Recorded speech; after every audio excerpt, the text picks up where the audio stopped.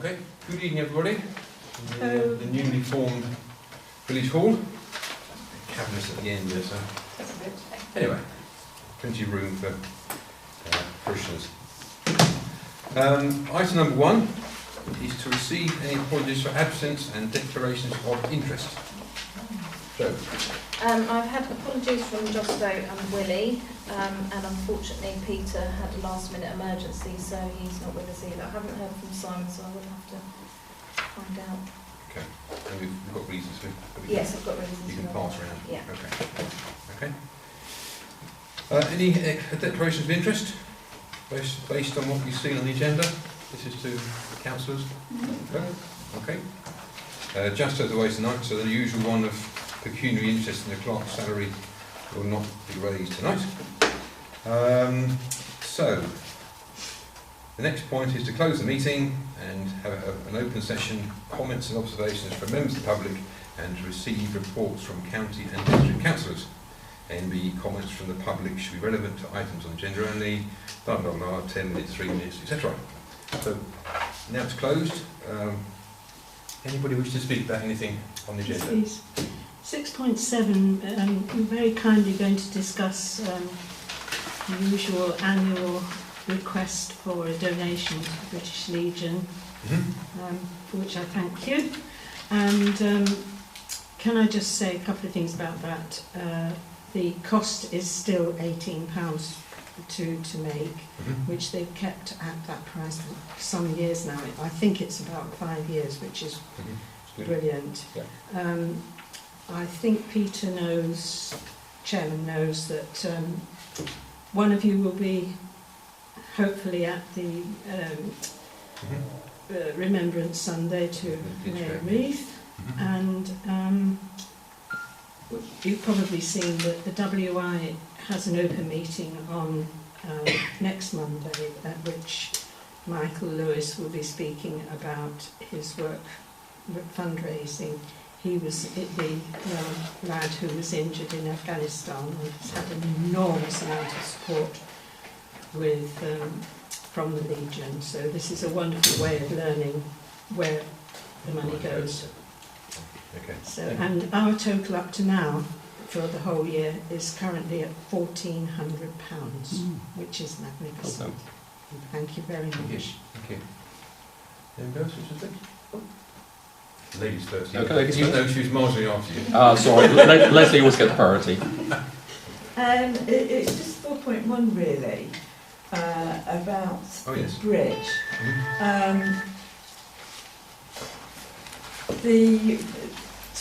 I very nearly had a very nasty accident with one of my dogs on there on Friday.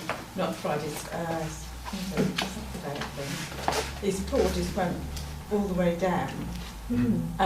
Luckily, he managed to get it out. He was fine, but it really is an accident waiting to happen. I mean, I could have ended up with a dog with a broken leg and a very expensive vet bill. So I really do think that that will be discussed. So, it does need flagging. Yeah. Thank you. Okay, thank you. Andy? A few comments on 3.1 and 4.2.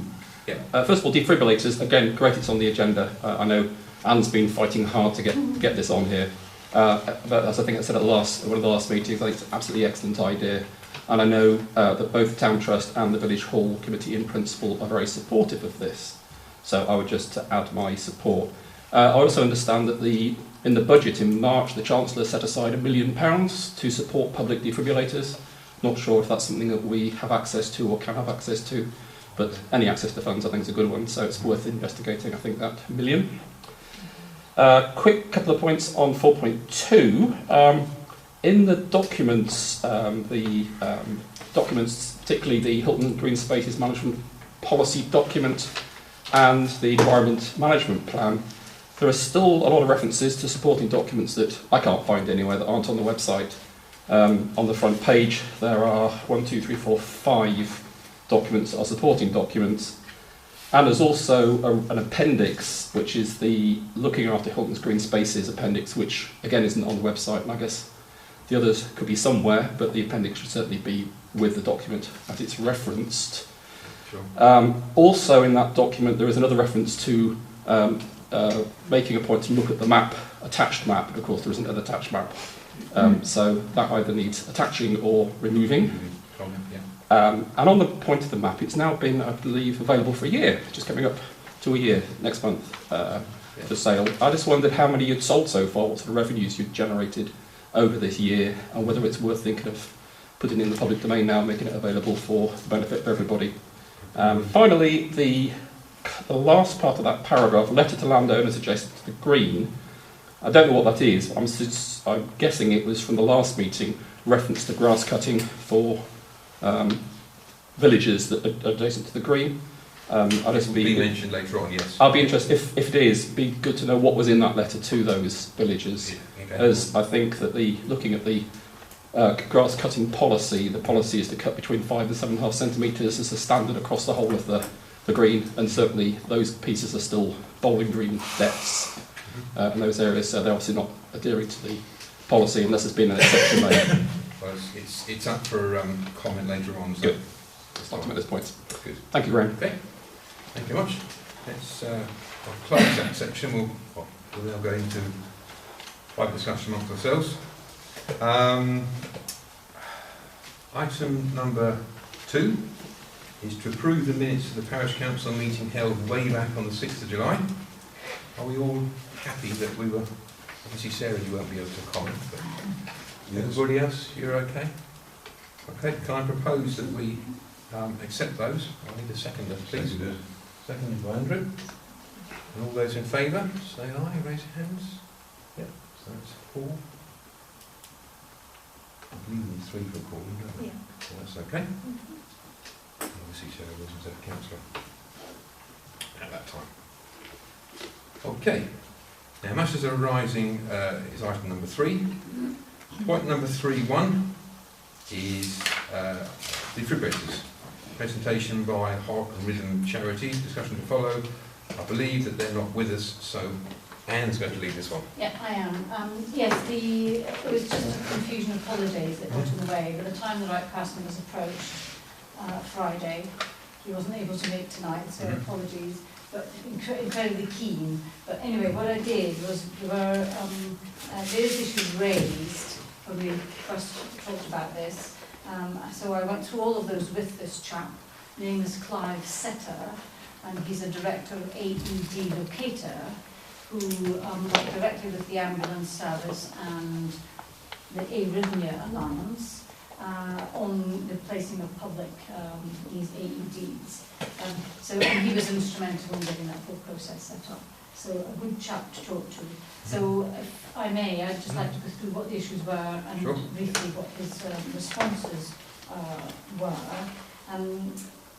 A reminder that roughly 30,000 people suffer cardiac arrest in the UK in a year and are treated by emergency medical services.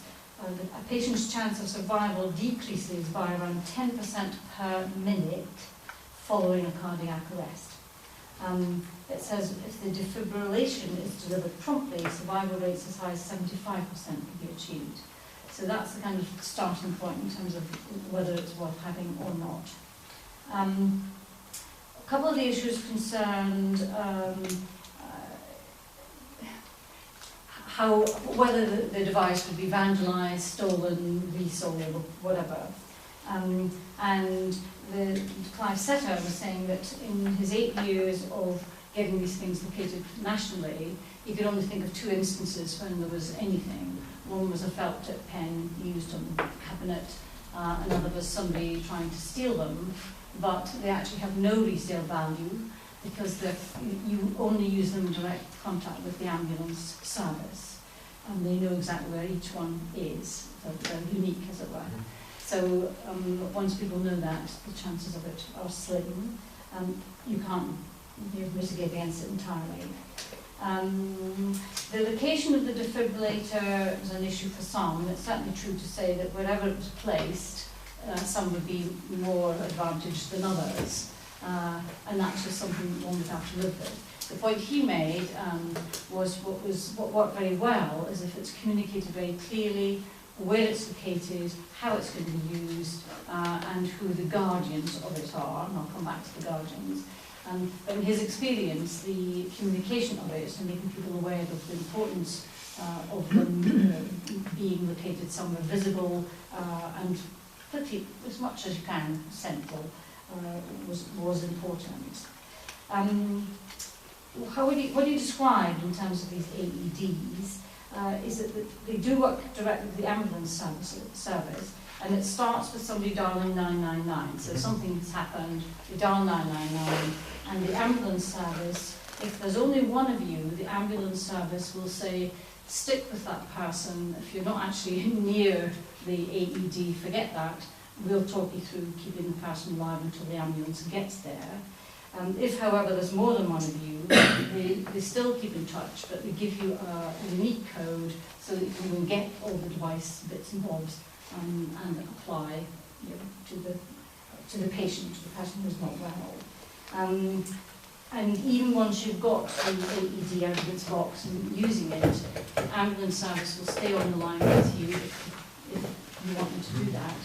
But the particular model that this chap was talking about, the CPR aspect of it, actually has indicators that tell you whether you're doing it well or not well, what to do more of, do less of. So it's pretty much idiot-proof. And that was backed up by the Resuscitation Society that said it is not the case that you have to be trained to use one of these things. Okay, moving swiftly on. There's a point raised about, feast week when there's a high, I'll quote, a high volume of teenagers, young people who usually have had 1 or 2 drinks. And it was saying, the point was made that a cardiac arrest is most likely to happen during feast week. I don't quite accept that. Others may have other views. It can happen any time to anybody of any age. So it's certainly not unique to young people, whatever. But I think the point may have been more about, therefore, damage and misuse. And in addition to that, the point was made that with feast week, then feel responsible if anything happened to it. And I don't see any reason why that should be the case. One, you can put it in writing if that's required. But at the same time, these boxes are quite difficult to damage. So I'm not sure where that comes from. I'll go on to talk about how you place and service the defibrillator. These things require a fortnightly check, and when you get issued with an AED, you sign up immediately with the ambulance service, and they provide codes for a group of up to 6 people, the guardians, who share between them the task of checking it every fortnight. Okay, and only those 6 people will have the codes that enables them to check things. When you've done the checking, you then complete online a little performer that says, this is what I found. And if you do that regularly, and the AED is used, if you speak nicely to ambulance service, they are likely to replace the cartridge and the pads after it has been used. In addition, if you maintain the checking and keep the ambulance service informed, if you speak to them nicely, after 10 years, if it's been 10-year warranty, if it's been used and actually saved your life, the chances are you'll get a replacement for free. Not guaranteed, but that's the pattern that's developing. So in effect, we may have to buy batteries once in a while, but the maintenance cost is relatively low, and it's all done in conjunction with the ambulance service. That nevertheless does raise the question about where the funding would come from. As Andy said, the Village Hall and Town Trust are interested in supporting the initiative, and if there are other groups or individuals who are happy to do that, then I think that's something we should tap into. The total cost to get the AED secure cabinet and the training of the 6 guardians, or up to 6, is about £2,500. Let's see if I missed anything. yes, a point was made that you know, we should keep it hidden and indoors, but there's just no point at all in having one. It changes the whole use of it to have it indoors. Clearly it's up to individual households if they want to have an indoor one, in which case we can get this for about £1,000. But the idea is that it's outdoors and it's in a very secure cabinet. So that's what I found out. He was a bit disappointed that there was negative issues raised, and gave me lots of examples where, for example, children within a community, when they've understood why it's important, actually take it on themselves to kind of keep their eyes out to make sure the thing is kept safe and people aren't vandalising it. So he was, not surprisingly perhaps given the area of work that he's in, very positive about people's reception of them. It's true to say, well hopefully, the chances of using one may be quite low, but nevertheless the chance is there. So that's the information I found out. I got sent today, so I haven't had the opportunity to do much with them, some details of the actual AED he's suggesting. A whole article on HeartSafe. The website is heartsafe.forgottenforgotten.uk, I think, where you can find out lots more information. And what I was going to suggest was if I can get some of these things on the website, people can look themselves if they want to kind of dig around and find out a little bit more. And I guess you need to give a view as to whether you think it's worth investing in or not. The chap live setter said that if anybody wants to ring him directly, he's very happy to speak to anybody, as well as actually going on the website and seeing what they have. So that's what I've managed to find out. So apologies I didn't quite secure my body in the end, I think, yes. But that's where we got to. Does it need electric supply as well? Because it's constantly being charged, isn't it? Or is it? No, it's no? it's so it can just be free. It's here somewhere. Just talk amongst yourselves for a minute. Yeah. You can have a question. Right. Don't think. So running costs are minimal. The cabinet needs a 240 volt mains electrical supply, so you're quite right. To run the thermostat, heater and lighting, so that's what keeps the whole thing going. Okay. It's a few pounds per year, but obviously you need the supply. Yeah.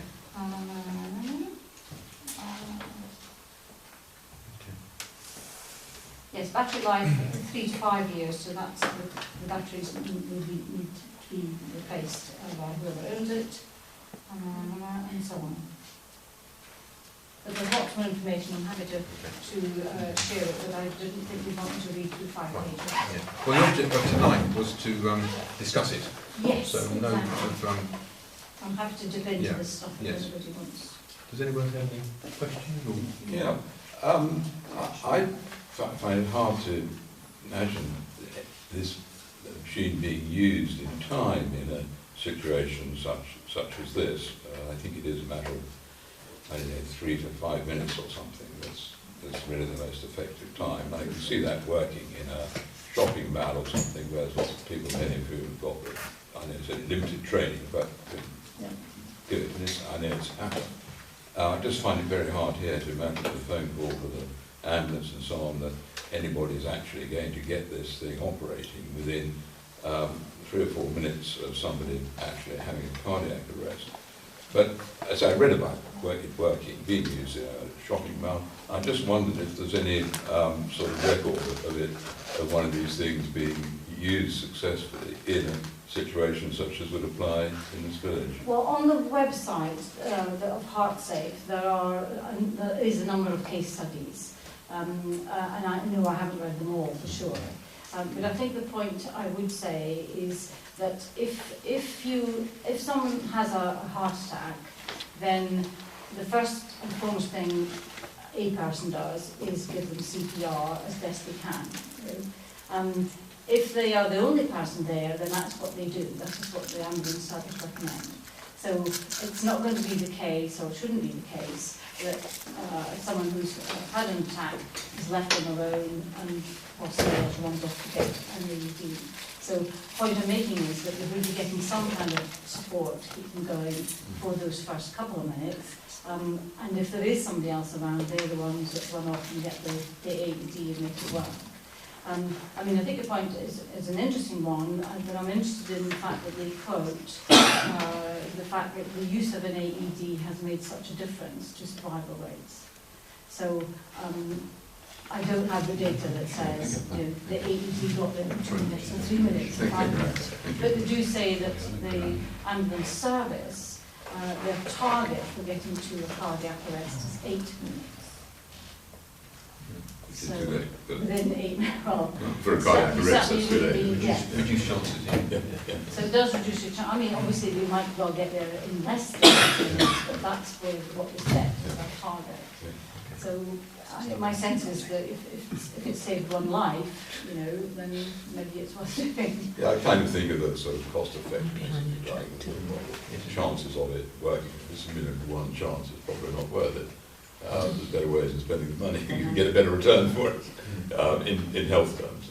But Can I just ask you, have you considered position sites for this? The obvious, only the obvious places, and that's partly because of the guy's point about locating somewhere that people will know about.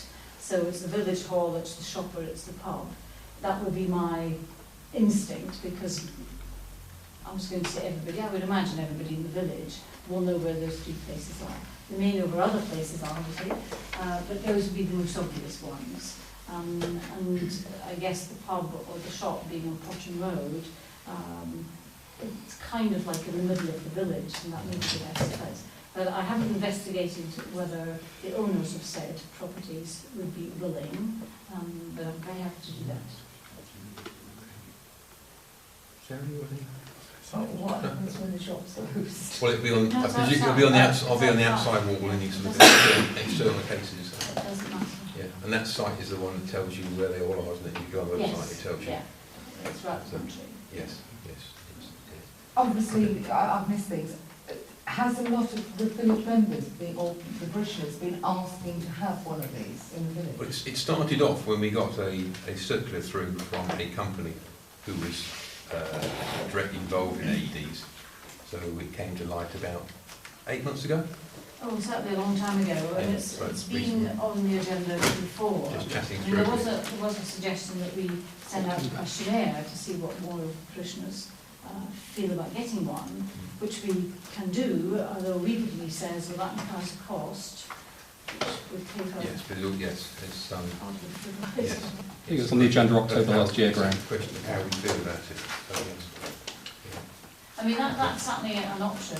We could ask more people in the village what their views are. Well, this is actually an interesting point because this is the first meeting where Joe's making copious notes, and the minutes will be going on the agenda, sorry, on the website as draft. Yeah.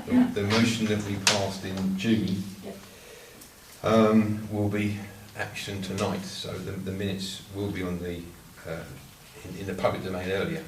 So that is a way of effectively getting a response back. It might be worth before this adding, meeting. Joe, that you know, if people have a view, either for or against, neutral people in a sense, you know, are neutral, but for and against views, very happy to analyse those and see what people say. Okay. But I would like, what I'll do, Joe, if I may, is give you the website details, the chap's name and his phone number, because individuals may be interested for their own sake, because I know some people have them in their homes. Yes. So, Is he okay to have his details put out there? yeah, Yeah, okay, yeah, good. he's happy that anybody rings him, gave me his number, well, I spoke to him Right. anyway, but he's happy to share his number. Great, good. Okay, well, let's leave it there for the time being because I think it's had a good airing. And we can Well, Okay. would it be helpful if Anne could get, maybe if she's got the health and strength, get a sort of scorecard of on the cost basis? I think you were saying the town trust and somebody else would be prepared to. Yes, I think that is a good point, I source think of if, funds, you know, yeah. just so that if, you know, the view is that the Parish Council takes a view to participate in this, next time or whenever, you know, really what the cost of the Parish Council would be. So lots of things to ask those charities and indeed any individuals who said that they're willing to chip in. I'll chip in something. I will do that. And maybe estimate the cost of getting an external power to the device, because that's a cost which is going to be significant in this. Being a student with all these outside sockets, I just assume other things aren't it. But okay. Yeah. Fine. Okay. Let's move on a bit. Thank you very much. Right. Item 3.2. We have a guest speaker. Sorry, if I had my brain on, I would have invited you first. Sorry. Thanks for coming. This is the 3.2 Rural Housing Exception Scheme. Sorry. Presented by, is it Frank Mastre? That's Rendra. Stand here. Sure, yes. Please.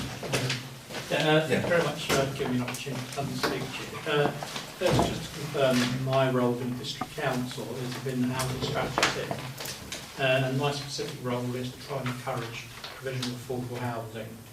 And we have got policies in more urban areas whereby a certain percentage of housing has to be provided by a developer as affordable housing. But we do also know about the need that some of the rural settlements also have a need, and there is in fact quite a small supply. In a village like Hilton, we very rarely get a development that will generate affordable housing.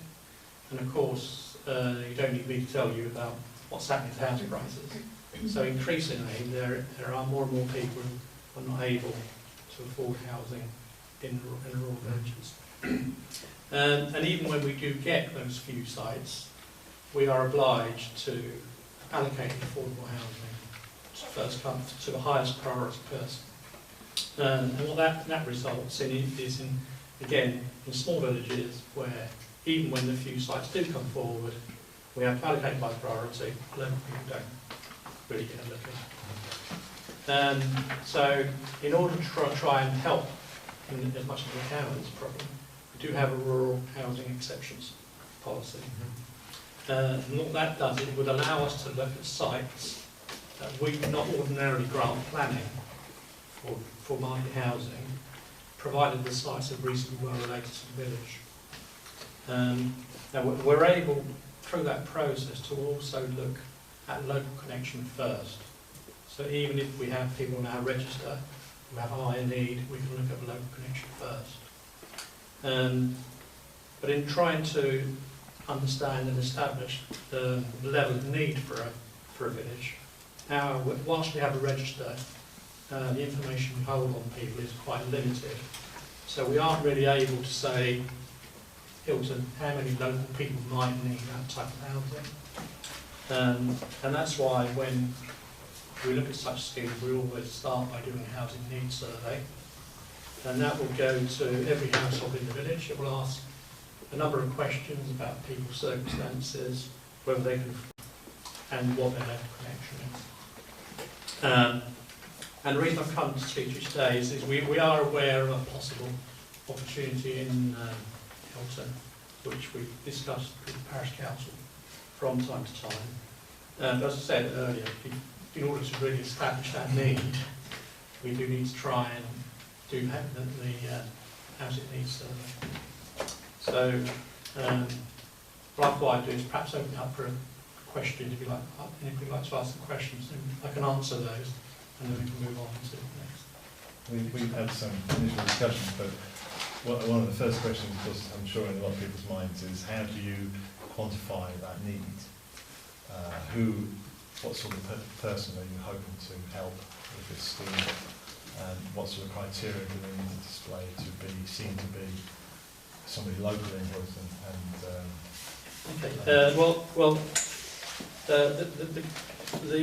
The survey questionnaire will ask about broad questions about their incomes. So we're looking to essentially to simplify it, anybody who can't afford a market home would be eligible in terms of the cost criteria. And then further down the line, if we were to develop a scheme, there'll be a much more detailed question that each person would be asked. And in terms of connection, we're looking for somebody who is either currently living in the village, who might not be able to afford, someone who's quite recently moved away from the village, or someone who possibly has an employment need to be in the village. So those are the three broad criteria. And presumably, is it a standard survey? Yeah, For every village gets the same sort of yeah, survey? they're all, It's not all very, very similar. it's not But we can provide drafts of the survey themselves. I mean, would you expect us to have an input into the survey? Well, Before it's issued? normally what we like to do is just to have a covering letter from the parish Right. which says Sure.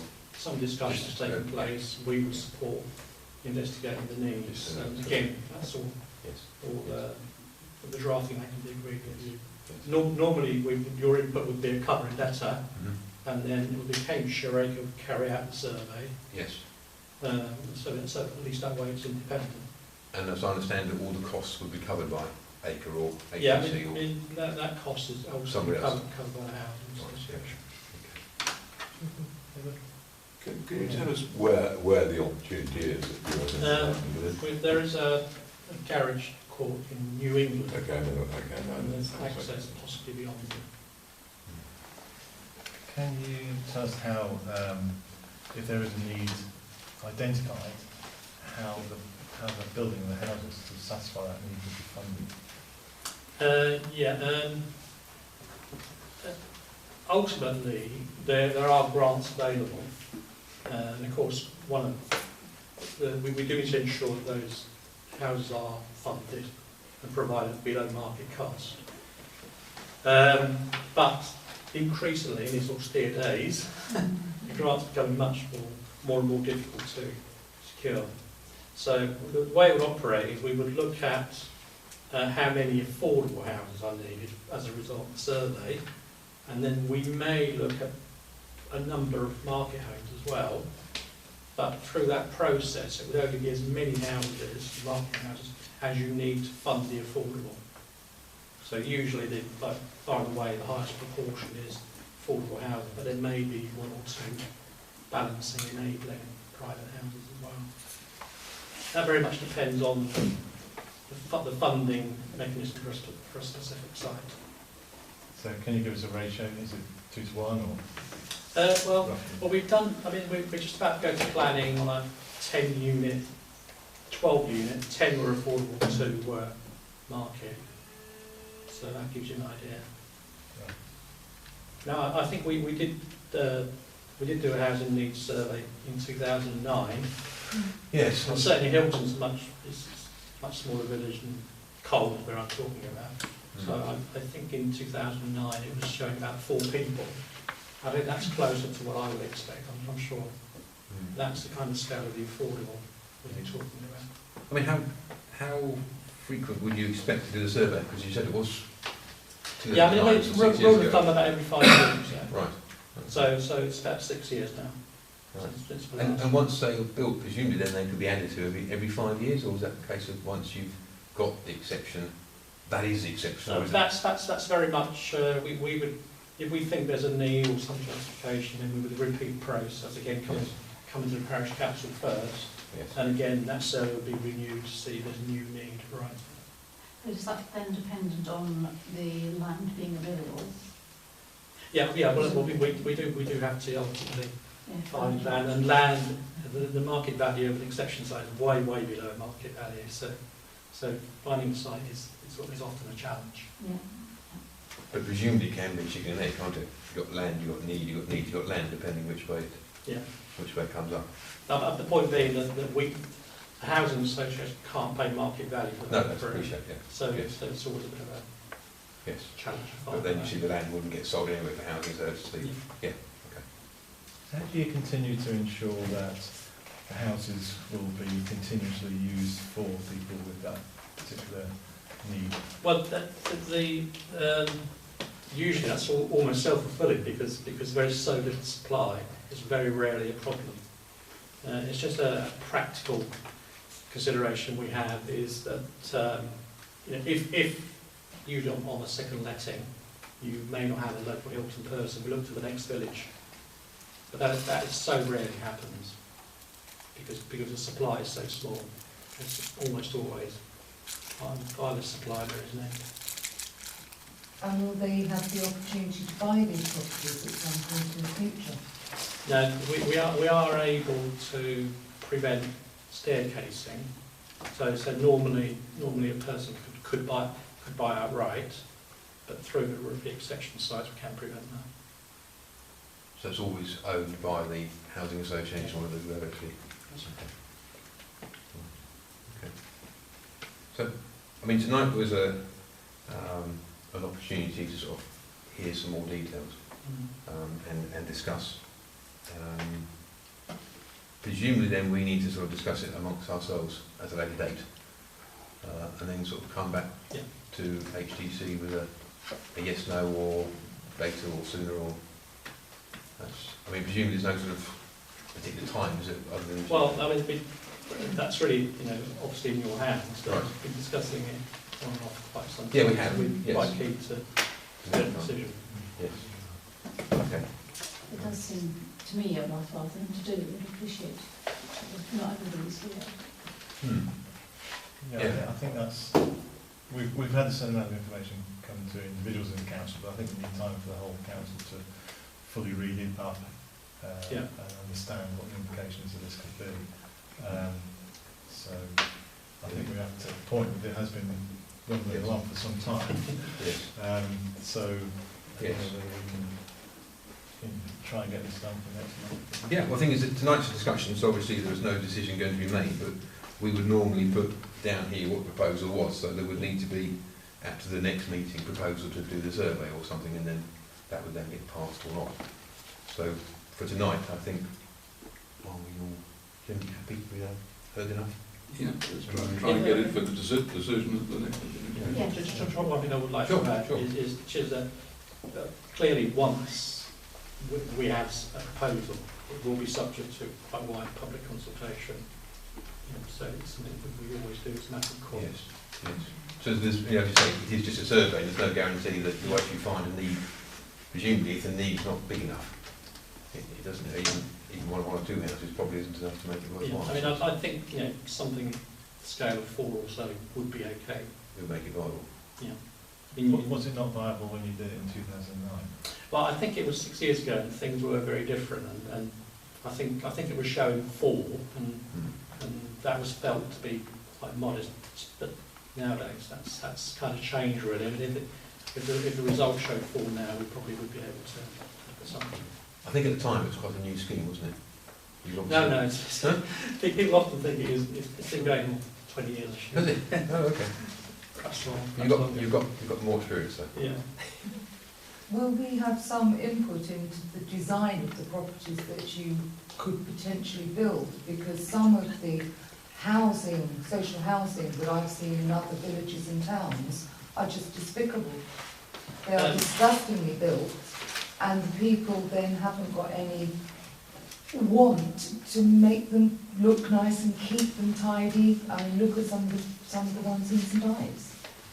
Yeah, I mean, I think what we will do is we will go through the design process with yourselves. So we will bring some preliminary plans to you. But certainly, exception sites we've done have always been quite good quality.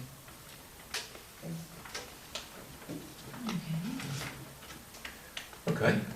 Okay, so what result you'll Well, we will. Sorry.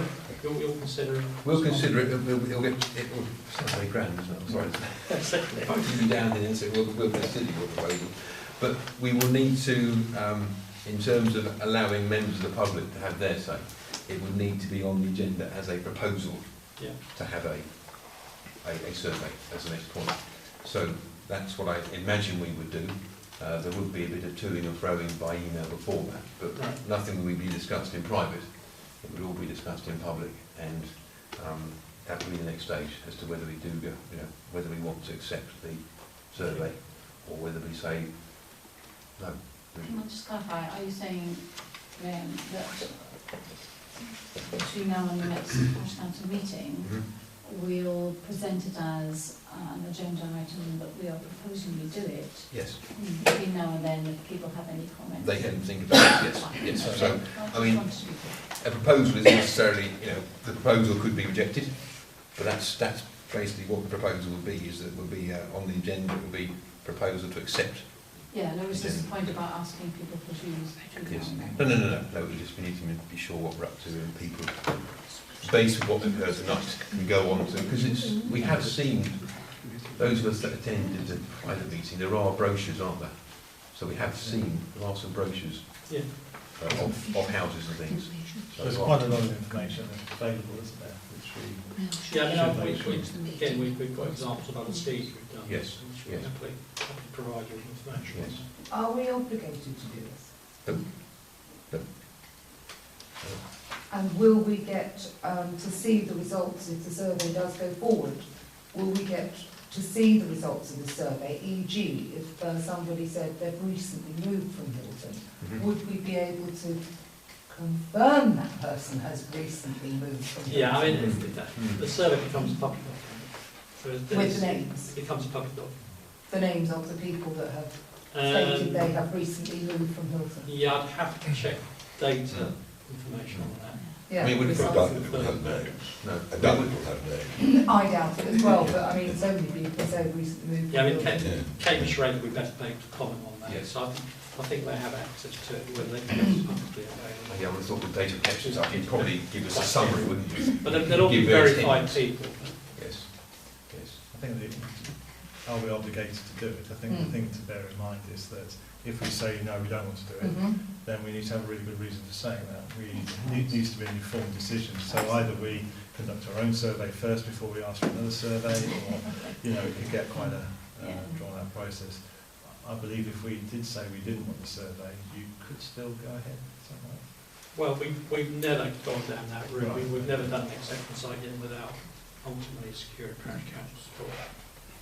I think, yes. Okay, well, you're saying you have to discuss it. My sense is that doing the survey is the easy bit. But to find out what lie of the land is, then we can talk about the rest. Okay. Fine. Well, thank you very much for your time. Have you got time to go? Well, no, but Thanks very much. Thank you. Thank you. Okay, that's good. Right. Gosh. I'll make it quick.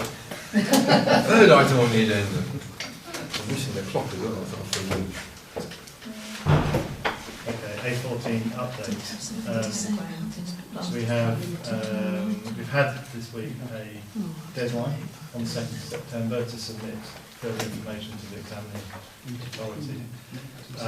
What we did submit was a statement of common ground, which we felt it was really, as has been said in the previous meeting, it was more of a statement of uncommon ground. There wasn't an awful lot that we could agree on, but at least we felt it was a way of having a document out there which again highlighted the various issues that we have here in Hilton and backs up our previous representation that we made.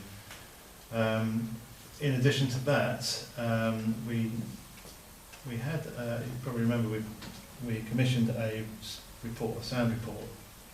There's a lot of detail in that, but I'll give you the broad strokes. Basically, Giles Parker, thank you, he came to a conclusion. The most meaningful part of this was that he felt that mitigation on the southern boundary of the road, between us and the road, would achieve some benefits to Hilton.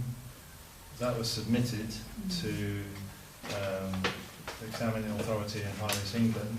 Highways England came back with their experts and basically refuted it. We then asked Giles Parker to reiterate his basis on which he made those decisions, and that document was submitted on the deadline on the 2nd, along with quite a detailed set of notes that we also put together, basically outlining that issue as well as others. So the deadline on the 2nd was pretty much the last opportunity we have to put in proper documents. There will be some more public hearings, which we will endeavour to attend, but we're really at that point where we've kind of handed it over now to the examining authority. Well done. Getting it in. And that's it for the moment. I should actually add, after we had our last meeting, we did have a visitation from the HCV group, which I don't know how much you know about them, but they've been quite an active group going for a number of years. They came and talked to us about what they were doing. It's not directly related to the A14 issue, but it's more to do with traffic flowing across the region, heavy goods traffic flowing across the region, and they have put together quite a formidable document, which we have to congratulate them on. It's an amazing piece of work. What they're going to do with it yet is not finalised, as we understood, but they will keep us in the loop. But one of the things that they will be asking for, which is very pertinent to Hilton, is a 24-hour ban on the 1040, which is obviously something that we as a group have been looking at independently. So just for you to know, and we'll keep you up to speed as we go. The A14 group are liaising with HCB group on this. It just seemed like a common sense thing to do, rather than bring it to the council every time, so we'll keep the council up to speed. Justo, of course, is... And Justo, of course, attends their meeting, so we have a representation there. Can I just ask, do we know whether the HCV folks are going to the issue-specific hearing to do with air quality noise? I don't know that. They don't seem to be that A14 based. No. They're very much... Okay. Because otherwise you just get embroiled in too many things, and they're very much focused Well, on... it's just that there is that issue. hearing, and they've Yes. got lots of data now on part of the size and how much gunge there is in the air. And that just seemed to me their work would be relevant to that meeting. Well, they have a separate agenda which involves lots of parish councils. Some of the parish councils may not be particularly aligned with our views on the A14, so I think... They wouldn't mind us using it, would they? Various ends. Just thinking about I think the next issue-specific hearing is about air quality and noise. So Which is later on this month, isn't it? next In December. Okay. next week. Didn't I also read that they're looking for parish councils to support them? Yes, they are. Yes. And have we debated that? We won't debate it until we know in what form that support will be. Right. What action they're going to take. They've got, as I say, a very impressive document, but exactly how they're going to use that as a lever, we're not sure yet. And they'll keep us up to speed, and when they have a game plan, we will then know it, discuss it, and agree whether we're going to support it or not. You've said we can support them in principle in terms of what we're doing. Yeah. Because they're keen on air monitoring and things like that, traffic monitoring and so on. So I think the 24-hour ban would be amazing. that would be an achievement, wouldn't it? Good, okay, that's an update done on A14. 3.4 is easements with recommendations to councillors. Now, for some reason, the data that we would have needed to pass that recommendation hasn't come out, but I believe you have had meetings. Yeah, we have. We do have some notes here which were made from the previous meeting. I think there may be some additional information that Peter would like to add. That's why it's not been included in the supporting docs. But so in Peter's absence, I think that's something we can perhaps bounce over to October's meeting. Yeah. But nothing urgent, and we are still meeting. Nothing urgent. Well, there is one issue related to Church Close. Yeah. Church Close, yeah. Church Lane. Church Lane, big part number 12. We do need to find out one little piece of information, and then we need to react to that, because I believe there is some time pressing for them. But I'm a bit loath to go into any details here. Yeah. Well, we could always have an emergency meeting if necessary, couldn't we? But better to do that rather than get it wrong in public. So yeah, fine. Okay, understand. Item 3.5 is the Pavilion. I don't know whether you're convener, but as you spoke so much. A group of us went across to Eltersley to look at their pavilion, which was a very interesting meeting. Lots of similarities and lots of differences. Their pavilion is also their village hall, and is a very interesting way of doing things. It seems to be run by a very strong committee, and it's got Sunday lunches, and it's got a bar and membership, and generally open all, you know, a lot of hours for the public. Runs at a loss, so they have general fundraising. It seems to be the hub of Elterslie. So it was quite interesting. It's certainly more of a village hall than a pavilion. So further work to be done, but it was quite an interesting. Inspiring. Yes, inspiring. Yeah, yes. Trying to pick out the good bits and the bits that apply to us and the bits that don't apply to us. So there is going to be another meeting, obviously at some point before the October meeting. We only went there mid-August, so we didn't have a chance to meet in August because it's been quite a busy month really. So that's just an update. Nothing been decided, other than say we had a fact-finding tour of Elterslie's Pavilion. Can I just add something? Of course you can. One thing that was highlighted was a lot of activities they have there are also the sort of activities that happen here. So our situation is different to theirs, and obviously we're very conscious that we don't compete with the village hall with anything we might do with Pavilion. So that puts a complexity into it.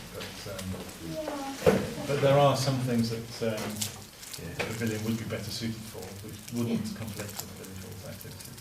Yep. So, Okay. Item 3.6 is one that was carried over from our last meeting in July, mainly because Sarah wasn't with us. We didn't want to deprive you of being a representative on anything. 3.6 is a new representative for the Parish Council representative to attend village hall meetings, which are generally once a month. Further discussion. Now, does anybody wish to put the name forward? I'm happy to do it if no one else does. But, okay. If you're happy to do it. Fine. Okay. If you're not happy to do it, but if you're happy. I'm happy to do it. I'm happy to do it. That's fine. There's Mondays are a free night. If you're all happy, then I'm happy. Okay.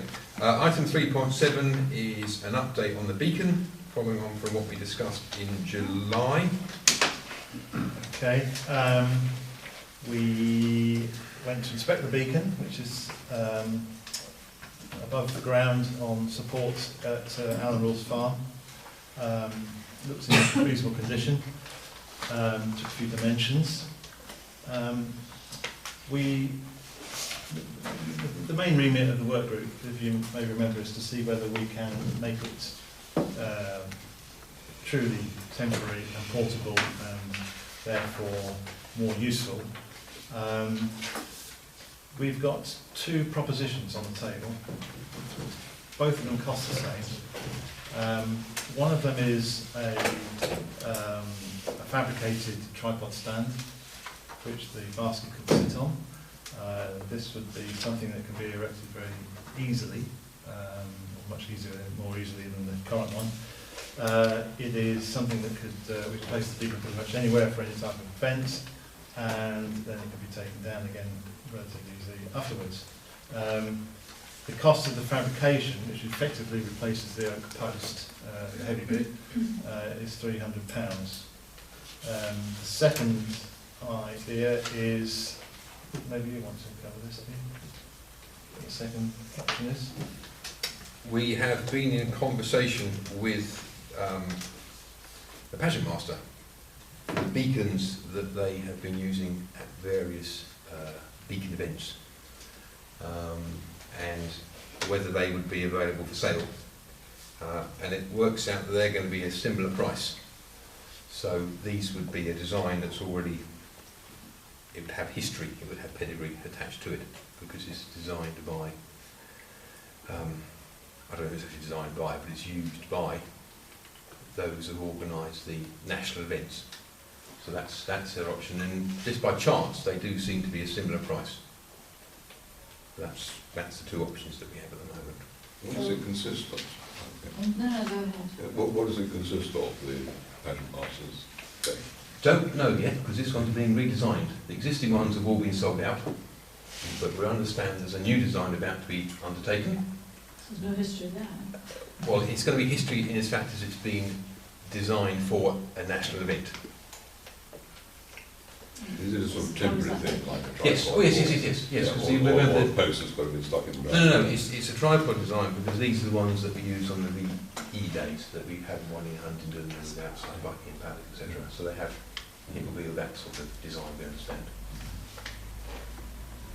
So they're similar to the tripod, but probably. Given that we've got an existing basket and the oak will be worth something, and it seems a bit of duplication to buy another whole one and then really good solid there. Well, let's get an image of this thing and just see what it looks like. It might be, there might be some features or other elements to it which would make it more convenient for us, easy to store, whatever, I don't know. But let's just get a view of what this is in more detail, and then hopefully by the next time we meet, we'll have that information and we can make a decision one way or another. Also, perhaps, But I should say, because it's being used, it must be very safe. It's the safety aspect as absolutely, well. it probably CE marked or whatever, who knows, but Yeah, and if you're using it with yeah. people, Yeah. the Yes. public, Yes. that's quite important, isn't it? But what would you do with the existing one if you got brand new? Well, as you say, the oak will have some value. Or the whole unit would be valuable, potentially. Okay, so I would that's suggest. potentially they could be sold. Yes, as the whole unit, the maximum return eBay. buyer collects. Okay, so that's the one work in progress. We'll try and get some more information at the next meeting on cost and designs. We actually have the pictures. I mean, is it right to say that our desire is to have a beacon which is usable, albeit on a temporary basis? Yes, I think that's, well, yes. That's the objective. I think that's what the working group was sort of recommending. I think we're now just sort of trying to put that into further detail. Okay. Item number 4, committee working groups and members' items. Bridge by Village Hall, information. On this one? Right, yes. I think it was Peter Blake had mentioned at one of the meetings that he thought that Cambridge County Council were responsible for the bridges in the village. So I contacted them and I initially had a reply saying that they had come out and inspected the bridge and removed a protruding nail, and they said there was a plank which was there, which has now gone missing. But they also said that they were going to contact a contractor to take a look at supplying a quote to repair it. I chased them on it at the beginning of the week and I've had a reply to say, excuse me, a contractor has inspected the bridge and has suggested that once the tow rails have been removed, it would be beneficial to replace 6 of the existing deck boards. Excuse me. I have agreed with this assessment and I am awaiting his quote. But then they go on to say, I do not regard the bridge as posing an immediate threat, so it's not being treated as a high priority, but it will be of course. So that was a reply I've had this week. I mean, I'm happy to go back and obviously report what Leslie's said, whether that will sort of move it along the list of their priorities, I don't know. Well, if you measure the size of the hole, we measure the size of the hole. You just said that there is now a hole X big. Actually, And we can try and bring it on forward. I think it's probably worth just mentioning that this is not a Parish Council bridge. No. It's a CCC Yes. bridge. Yeah. Which Yes. I think, I'm confused about that. Yes, no. Okay. So, if you wouldn't mind just getting back to them, Yeah. and trying to raise it up a bit. They're talking about mending 6 planks, but it's only one that's the hole, Yeah. isn't it? Yeah. There are other sort of weak planks, but we'll move on with that one. If that takes some time, I'm happy to replace that plank with a piece of oak. If that solves the initial problem, I was I think conscious. we'd say the only thing with that last time was, does that leave us, if there's any, Responsible. yeah. We can age it so no one knows which plank we actually changed. I mean, you changed. Right. together. The Parish Council changed. Somebody on dark night might replace the plank. Yes. Okay, that's the best we can do, but please maybe we can chase them up for that, that'd be good. Okay. Item 4.2, green open space management update, including trees, football, marine, etc. Okay. I'll take them on the order that they are on the list. You've seen the tree quote from Glenn Conway. Ian Stott took his annual walk around the green with Glenn, and Glenn very kindly offers his expertise to point out work that needs doing. Ian has subsequently produced a list of priorities there of which work that he's doing. Now are the trees that are still in leaf, what is a priority to be done this season, and what is second, third priority, same as what was last year. There are 2 items on that list which are really work that needs doing before the leaves fall. Items 3 and 17. Total cost of that is £320. In view of the fact that Glenn has been so accommodating and useful in identifying problems with the trees over the whole of the village, we thought, without further ado, and based on the time constraints, that we instruct him to go ahead and do that. So I guess that is a decision. For now? Now? I think so. Okay. Just to point out, it's variegated growth, isn't it? That, in my limited knowledge, if you That's don't right. take the variegated out, it dominates the whole tree. So yes, which is why it has to be done in leaf. It's only 320, and it's not mentioned here, but previously we would have had extra quotes, wouldn't we? And I dare say we will get quotes for the whole build. Yeah. As you say, he didn't get the order last time, and I think it's probably quite important that we keep our contractors, what's the word, equally fed in some ways. Yes, I mean, I think acknowledging his support. Yes. Is, I mean, the first thing to say is what he's quoted looks perfectly reasonable and in line with what was quoted last year. Okay. So I think there's not an issue from that point of view, and he does have a lot of expert knowledge. Okay, and he could do that now before if they, in time. He's got capacity. Yes. Okay, well then, can I make a proposal that we accept the offer of £320 to do 2 variegated trees? Seconded. One by the Maze and one by Oak Tree Farm. So I propose it. Have I seconded? Seconded. Right. Andrew? All those in favour? That's 5 of them. Thank you very much. Okay, so just to finish up on trees, the final list will be presented to council in the same way we did before, and 3 quotes, and we're probably looking for work to start in January if it's approved, so the numbers will come to the council at probably November time. Fine. Yeah. Okay. But things like the budgets and things. Yeah. Okay. Next. Yeah, football. Willie, myself, and Ian Stott met with Nadine Taylor. We had a chat about the football pitch and how we're going to try and manage it slightly differently this year. You may remember last year we had 3 matches played on the What's weekend, and the pitch degraded very quickly. We're going to try and avoid that this year. We have agreed certain things. Firstly, every Friday there'll be a pitch inspection. If they don't hear from us, then they're okay to play. If they do, then the games will be suspended. So they've agreed to that. Second thing is that we will be responsible for all the mowing of the pitch, so nobody else will be mowing, so we can regulate the mowing depth, and it keeps it under our control. The third issue is we agreed to have the pitch turn 90 degrees.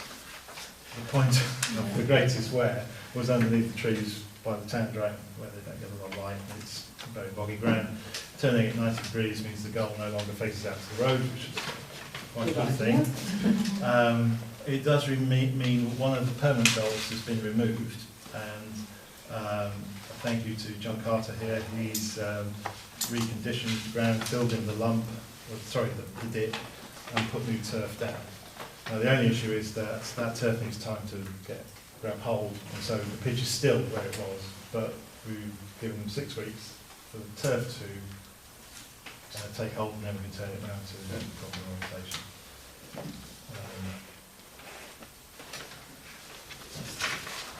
That's the full pitch. The mowing and maintenance contracts, the Green Management Group met to discuss this.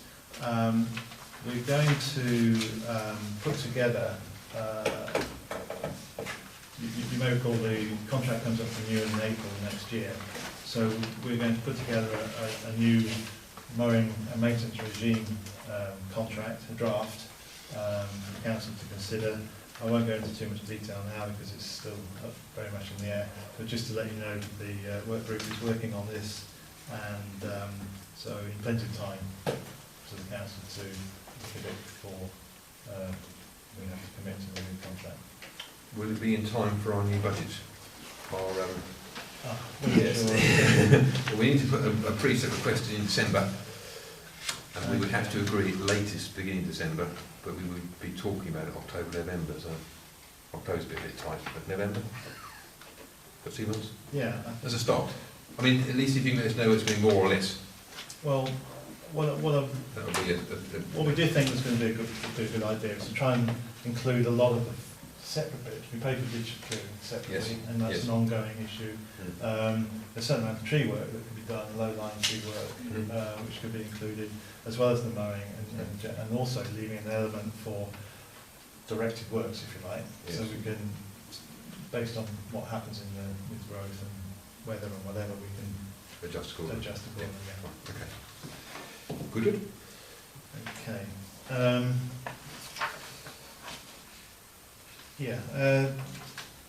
There was a letter sent to Mr. Ogden of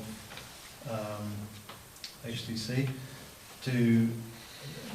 in response to quite a lot of parishioners had made contact and asked us what happened to the hedge that borders the road to the 1040 to the right as you leave the village, and that had caused quite a lot of concern. So we've written a letter to Mr. Ogden asking for some clarification of what dialogue had taken place between the landowner and the council. We haven't had a response from that yet. You've seen the letter. We've also sent an additional letter to the Cambridgeshire Police Wildlife Crime Team, because there does appear to be a couple of bits of legislature that has been breached by removal of this hedge, and we're looking for some guidance from them too. So this isn't an issue that's been just left to disappear. We're actually following this one up. Karen, have we got photographic evidence of what was there before the chainsaw massacre? Yes, we have. Good. And am I not right in saying that a similar action happened in Gravely Way about a year to 2 years ago as well? If you go down Gravely Way, because I remember watching the birds there and the kestrel, and a whole lot went down there as well. Really? But I mean, that's past history, it's too late, but I think it's great that this is being followed up. Yeah, well, just go into a bit more detail. There's 2 bits of legislation that deal with this kind of thing. One is the Wildlife Act, 1981, Wildlife Countryside Act, which covers the habitat of nesting birds. It's very specific. It gives a period of time where hedges are not supposed to be worked on, which goes from end of March to end of July. You may recall this work took place in May. Then there is some legislation that covers the hedgerows in particular, which is the hedgerow regulations 1997, and that talks about how hedges can be managed, over-managed to the point of removal, which I think is where we are. So, as I say, we haven't had responses yet, but we will continue with this. That's good. Yes. Is this a specific? Yeah, I think so. People have seen it, haven't they? They've seen the letter. Yeah. Does that go on Item the 2. website for the parishioners to see those two letters that you sent Not them? those. No. But I think we've moved on now. We're on to Sorry. item 2, aren't we? Item 2. Letter. Oh, see on that sheet, sorry. Yeah. Letters to property owners who abut the green. And you've read the letter. I don't know whether you want me to read it again here, do you? Or- Yes, please. It might be helpful. Okay. Dear Sir Madam, as you may be aware, land abutting your property is owned by Hilton Parish Council and is designated as common land known as the Green. I am writing to you along with all property owners whose properties are similarly placed to confirm the joint boundary and also the rights of access if applicable. This is a routine exercise which has not been conducted for many years. This letter requires no response from you. It is purely for your information. Due to the extent of the land in question and the number of adjoining properties, we have been advised to periodically clarify with the owners of these properties the exact nature of the boundary and any rights of access or easement over the green. The boundary of the green is defined in the land registry title, the number. Please see enclosed copy. Our records show your property has one easement. Oh, sorry, this is an example. So this will vary from property to property, but just for completeness, one easement for the purpose of domestic access across the green from your driveway to your property to the tarmac road. If you would like more detail concerning the terms of the right of access, please contact the Hilton Parish Council Clerk. We are aware that in some cases, area of grass which are part of the green and within the boundary outlined in the land registry map have been mowed by the owners of properties adjacent to them. If this statement applies to you, by all means continue to do this work, but please be aware in the future you may be asked to desist in line with updating mowing and maintenance regimes implemented by the Hilton Parish Council. I'd also like to take this opportunity to clarify that parking of any vehicle on the green is only permitted with prior agreement with the Parish Council. Signed, Peter Bellini, Chairman. So if that hasn't gone out yet, but That was done at your last working group. that's right. Yes. Doesn't sound too bad to me. Would you mind getting that? But would you mind getting that? Getting that letter? Because you're going to get one of those letters, aren't you? Oh, no, I'm just taking an example. it's what I was more or less what was in Yes. force at the time. Yes, likewise. Are you okay? Yeah. Yeah. Okay. So, okay, I propose that that letter gets... Are you happy that you know who to send it all to? Yeah, And I you've think got so. all the backup? It's going to take a bit of work, but yes. Right, so it won't be going out in a hurry? No, But but you're basically between wanting now it- and Christmas, yeah, Right, so you're wanting an approval tonight if possible. to yeah. move on with that? Yeah. Okay. Just to add, the main reason for this, obviously, there's the mowing issues and whatever, but the main reason for this is to make sure that are protected from any future claims of prescriptive rights. People have been maintaining bits of land or accessing across them over a certain time period. It's very hard to refute that they haven't got that right. So this is the reason why we're doing it. Continue to do it. It's been done before, isn't it? Yes, yes. Okay. So can I propose that we ask the working group to carry on with that and get letters sort of sorted out and sent out to various people? So Yeah. if I propose that, will a seconder? And seconder? This or hand first. Okay. All those in favour? Can I say yes? Fine, that's unanimous. Excellent. Good. Oh, Mr. Chairman, you missed an item out of that. Well, it's not on tonight, but we'll get on to that. We can send an email out to you, I'm sure. No, the policy document you jumped over. You went from trees, football, straight to mowing. Oh, sorry, I moved on. Policy document. That's going to be, because it was late going on the website, we want to give a proper amount of period of time for people to digest that. That'll be on next month's agenda. Yeah, it's not on my supporting documents. So Yeah. Joe, We did Joe's say- taken note of my comments. They can be put into that for review. Yeah. Fireworks, 4.3, feedback and discuss date for the event. Now, I seem to remember we had a date for the event, didn't we? I don't know, Peter had asked for us to discuss the Okay. date. Okay. Anybody here from fireworks? Well, Well, have you had any? the only feedback I had from the firework committee was, okay, thanks, because obviously we advised them how much Exactly, they've yes, spent, so yes. they're aware of that. Yes. I thought there was some confusion about date because Sharon Okay. said that the date coincided with Halloween or something if we had it the week earlier. Okay, So, well, we ought to go and Yeah. confirm that. yeah, Next week is September, isn't it? October. October. There was a date, wasn't There there? was. Didn't Can you- conflict with Actually, put it in I the think minutes. what- Put yeah. an NB in the minutes. It wasn't discussed at the meeting, but it ought to be mentioned ASAP. So we need to have something, and maybe Peter can put it in the spectrum Okay. write-up, just to clarify what date it is. That should be confirmed. Sorry about that. Okay. Item number 5. Yeah. This is the old football posts that are currently residing behind the pavilion. It looks like they don't comply with current health and safety regulations. Has that come from a thing? It Is has, that why yes. they're taken out in the first place? Yes. So based on that, we don't really want to offer them to No, Patworth. I didn't. No. So, as they've been there for some time, the suggestion is that we get rid of them.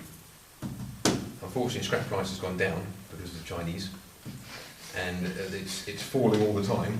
So the sooner we do it, or we hold on until the price rises. But I think we're talking about £16 or maybe even less than that. So if you're happy for us to continue with that, Get rid of them whenever it's possible. How are you going to leave them? we're going to saw them up. Right. We're It going to will like a trailer. contribute towards the defibrillator. Sorry? It will contribute towards the defibrillator. What, but yes. Okay, so I better, as we're getting rid of a PC asset, I better ask for a motion on that. The suggestion is that the PC scrap it, so that's perfectly fine. We haven't had any comment from the parishioners, have we? No. Okay, so I'm proposing that we scrap them and that we do it in a manner where there's a bill that comes, or an invoice comes back, a receipt comes back to the parish council for any monies that we get. Seconded. Okay, all those in favour? That's unanimous again. Myself and Andrew. Fine, okay. Item 5.2 is an email that we were sent via Joe. Joe, an item for your September agenda, question mark. What plans will the Parish Council have? This is for the Queen's 90th birthday celebrations in June 2016. We don't want the villagers to miss out on a national celebration. Well, I think the answer is we have nothing planned at the moment, but we need to keep watching briefly, depending on what else is going on in the Well, nation. Can we be a bit bolder on that and say, let's proceed with an intent to do something and explore the options? Or in the village is encouraged to do something. I mean, we don't normally arrange things, do we? We haven't done in the past. We supported other people, but yes, Yeah. I mean, supporting people. whether it's done by somebody else or us. Yes. To support it in principle or to Okay. manipulate it. In principle, we make green available something. Yeah, something. Get the Okay. building up. Thinking, Yes. thinking caps on for October, please. General consensus that we're happy to move it on? Would it be, I don't know, would it be an idea just to put something in Spectrum and say, villagers, have you got any ideas what you would like to do? Good idea. Well, that's something that will appear anyway because it will be a report of tonight's meeting, so yes. So we can add that in. Ideas welcome, yes. Okay, item number 6, this is to authorise and decide upon matters relating to finance and risk assessment, authorise payments of any bills. Somewhere here. Have any more come in since we saw this? No, I Okay. think so. Right, so there's lots of clerk salaries, there's a few clerks expensive on postage, There's a couple of JC services which would have already gone out on standing order. Rodney Macon's done 1 cut, Bernie Ashby's been out and about in July and August. Electricity have charged us for their electrical supplies, and SBS sound barriers are wanting a £3,600 cheque for their services. And just to soften the blow when we discussed that, we have received our VAT repayment of £1,100. So you've all had a chance to read those. Are there any things you want to discuss or comment on? All the bills seem to be in line with what we would normally expect, apart from the noise model, but we knew about that from last month. It wasn't in the preset, but various other reasons it has been done. So if you're all happy on that, I'll propose that we accept that. Seconded by Andrew. All those in favour? Yeah, so fine again. Thank you very much. And I'll sign that later. Okay. Thank you very much.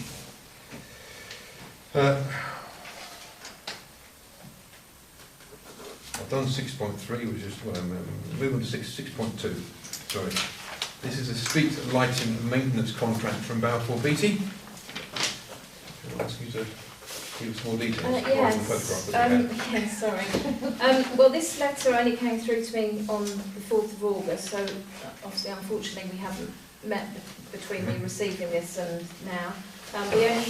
They need to know, well, we need to advise them by the 14th of September whether we wish to carry on with them maintaining our street lights or not. So I've tried to do a little bit of background investigation, see if there's any other companies out there that offer services.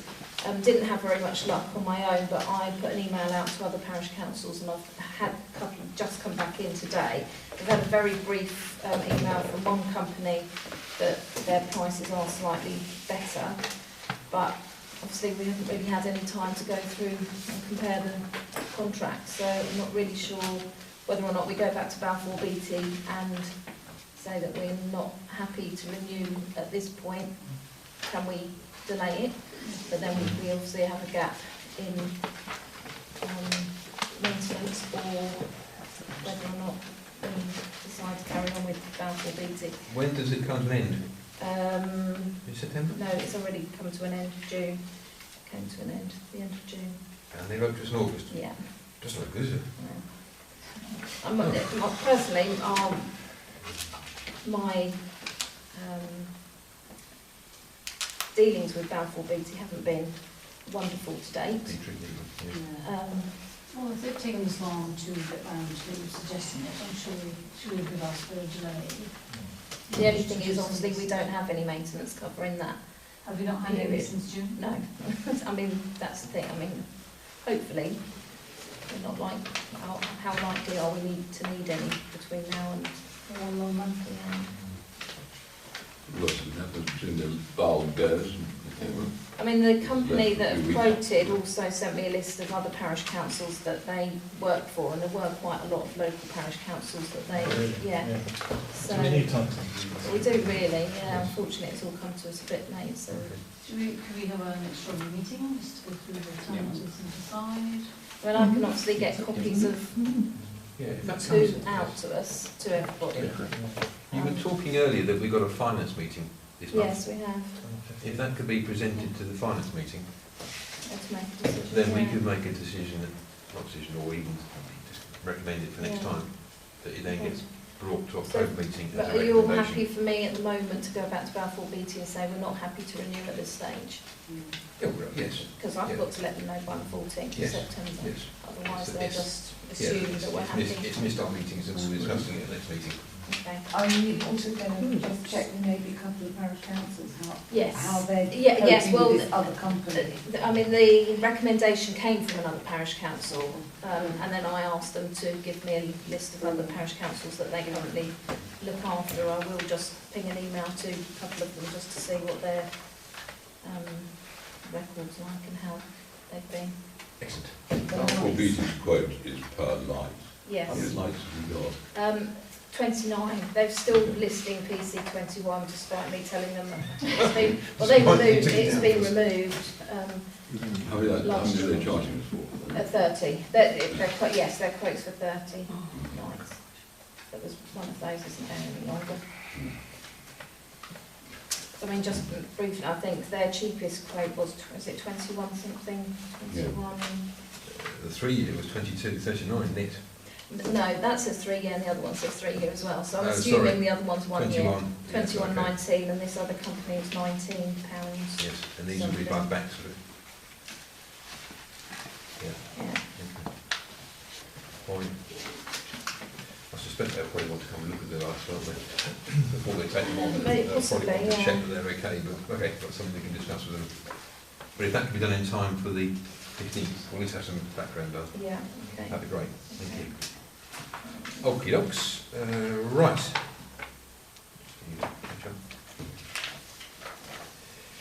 The next item on my agenda is item 6.3. I've already jumped the gun and mentioned the VAT repayment as a money received. Anything else being received? No, sorry, Fine, just okay. looking at it. That's fine.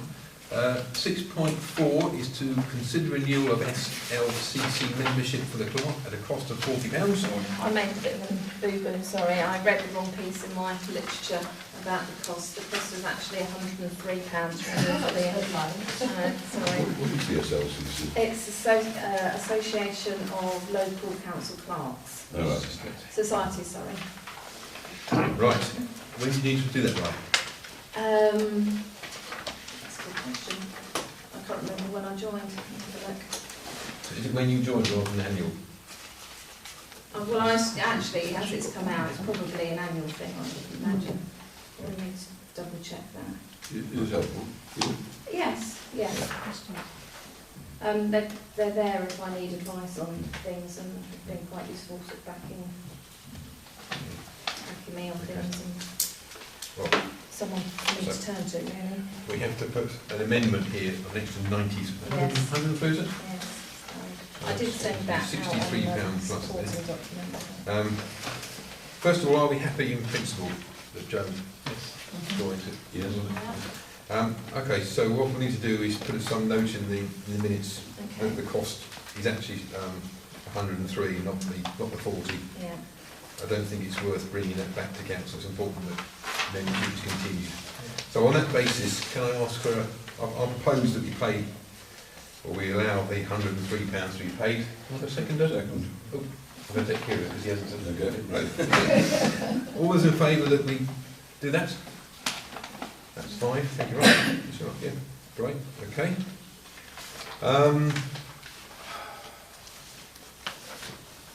6.5 is kind of in limbo, really, isn't it? If that's the back transfer, Well, presumably in principle, I mean, yes, but I just wanted to talk a little bit because I spoke to Barclays about setting up backs because it is becoming more popular. I mean, even sort of regular invoices we have from people like Rodney Macon and stuff, they always put their details on to be paid by backs.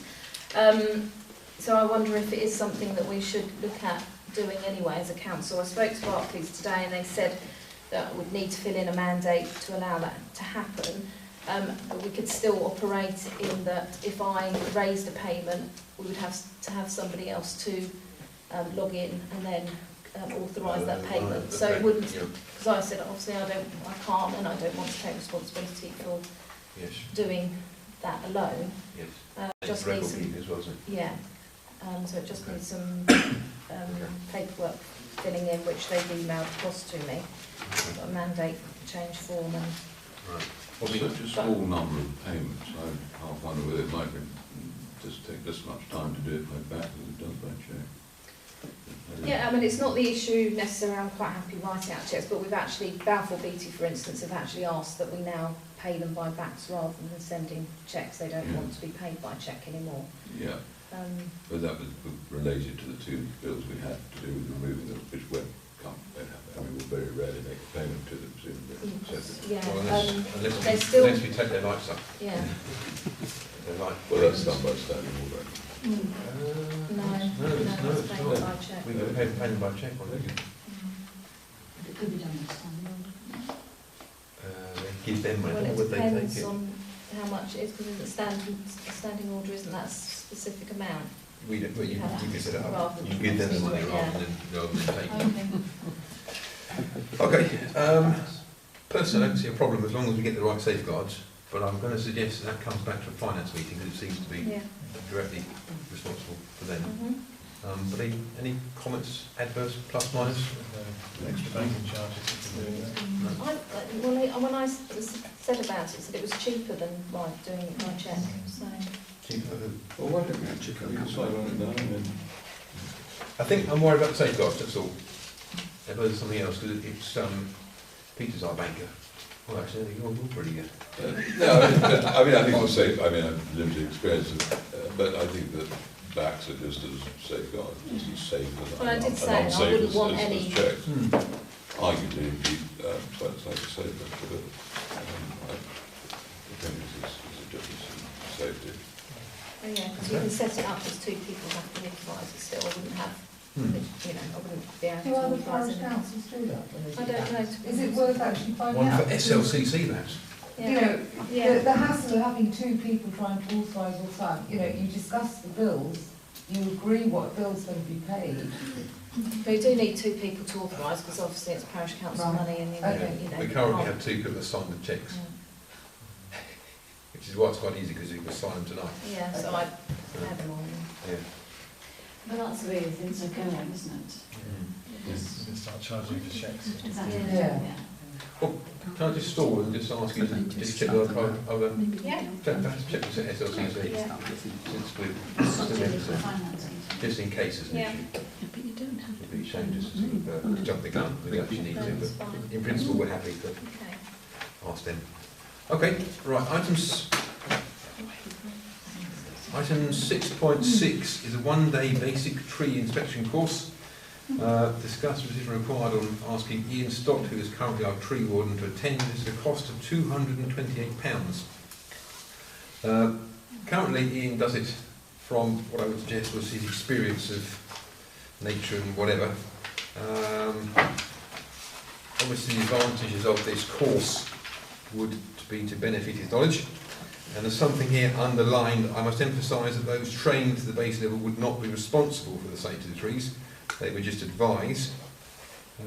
You've all seen the letter here that's come from Bridget Halford. Anybody want to comment or? Sounds a good idea, isn't it? Yeah. What's Ian's view? Ian's would very much like to go on it. I think as Parish Council we need to be taking these kind of recommendations reasonably seriously, based on the number of trees we have and the fact that people walk underneath them all the time. I think we would be seen to be doing the right Yeah. thing and taking the issue seriously, so I would be keen to do it. It's a very good course, by the way. I don't know if anybody's taken time to look at the website, but it's very thorough. Is this letter from the Huntingdon Parish Council, County Council, District Council? Bridget Halford, is she? I don't know who she is, is she? Wasn't she? She's current, not. Dear Clerk, so it must be addressed to you, Joe. Yes.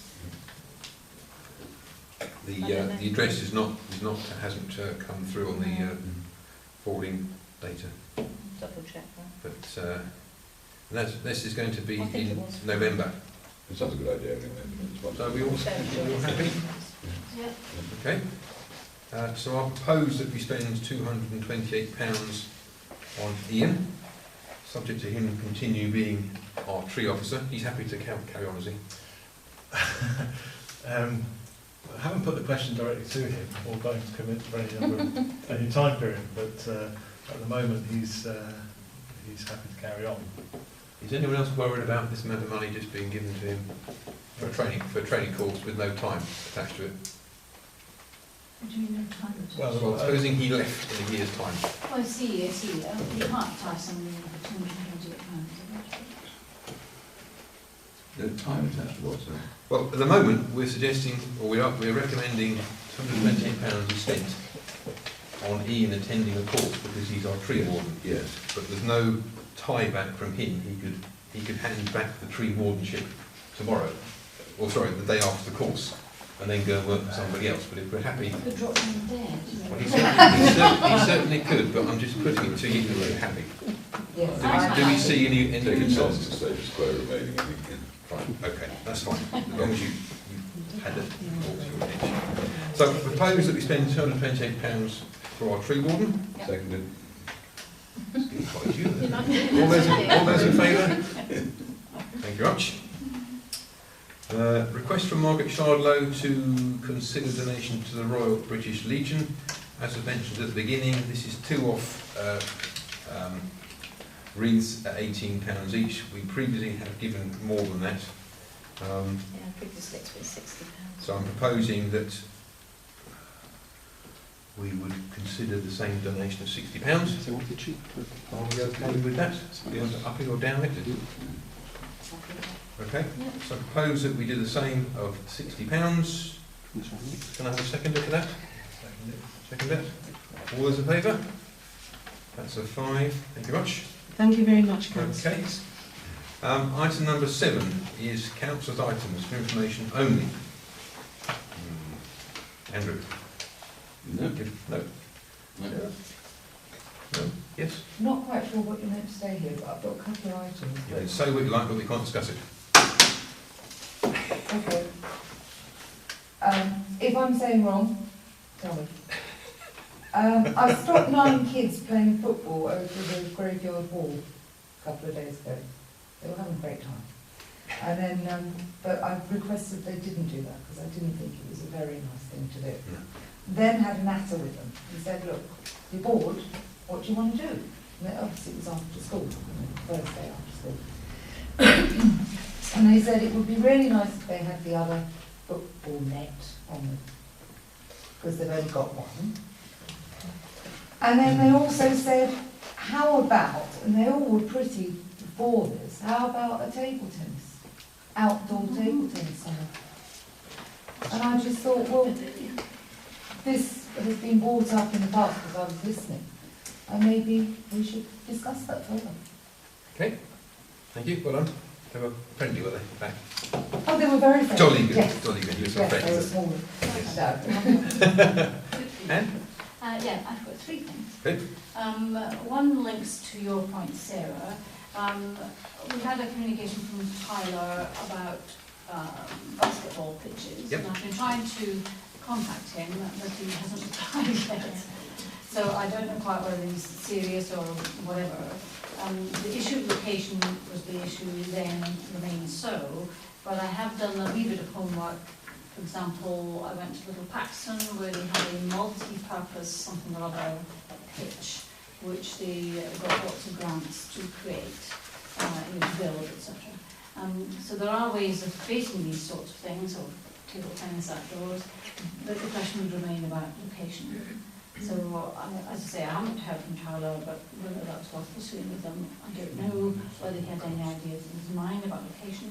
But if it's something we as a group think it's worth pursuing, I can do something about. My second point is I raised, I think it was in July, I can't remember, that I was interested that we've had a number of comments about how we work and how we might speed up our decision making, etc.